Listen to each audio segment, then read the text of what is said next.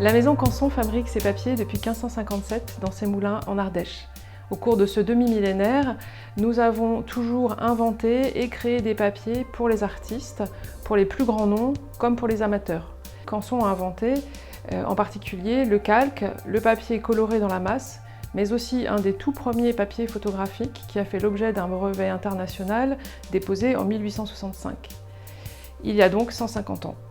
Les pionniers de la photographie, comme Blancard-Évrard ou Gustave Le Gray, ont utilisé ce procédé à l'albumine qui simplifiait les tirages tout en évitant le très coûteux virage à l'or. Et c'est ce procédé historique qui a révolutionné le monde de la photo que Carlos Barrantes, notre ambassadeur Canson Infinity, va vous faire revivre et comprendre en images. Le photographe Carlos Barrantes va utiliser une photo d'un tatou tiré de sa série Le Livre des Morts. Carlos Barrantes prépare le contre-type, qui est le négatif à la taille finale de l'image. Vient ensuite la préparation de l'albumine. Pour ce faire, il faut 4 douzaines d'œufs, séparer les jaunes des blancs pour pouvoir récupérer l'albumine, puis ajouter du sel.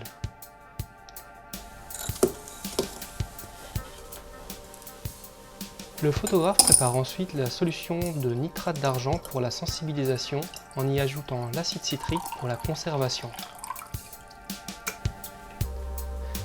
Après un délai de 24 heures, Carlos Barrantes prépare le papier en le faisant flotter sur la préparation d'albumine pour l'en imprégner.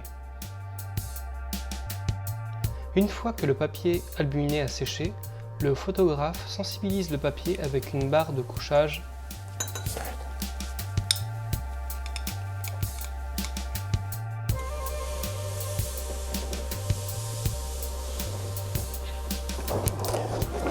Quand le papier est sec, le photographe met en contact le contre-type et le papier sensible à la lumière, émulsion contre émulsion. Il l'expose 20 minutes dans l'insoleuse qu'il a fabriquée et dotée d'un éclairage ultraviolet.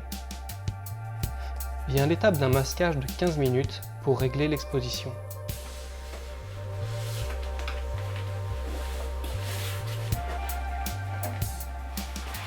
Quand cela est fini, il lance la chaîne humide. Après un lavage de 10 minutes, il fait un virage suivi d'un pré-lavage ainsi qu'un double fixage à l'hyposulfite de sodium pendant 1 heure.